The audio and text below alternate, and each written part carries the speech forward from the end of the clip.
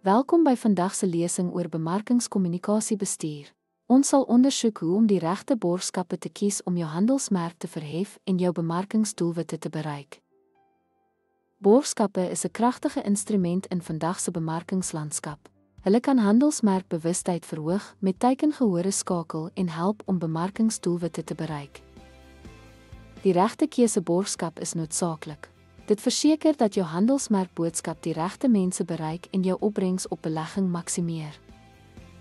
Eerstens, stem borgskappe in lyn met jou handelsmerkdoelwitte. Definieer jou bemarkingsdoelwitte, of dit nou handelsmerkbewustheid verhoog, leidrade genereer of 'n nuwe produk bevorder. Volgende, oorweeg die teikengehoor se geskiktheid. Werk saam met organisasies, geleenthede of oorsake wat jou ideale kliënt lok en 'n betrokke gehoor het. Verken borgskapaktiveringsgeleenthede.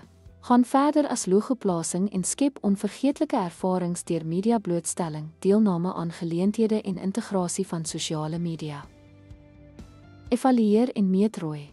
Stel duidelike statistieke soos handelsmerkvermeldings, webwerfverkeer en verkoopsyfers vas om die sukses van jou borgskap na te spoor.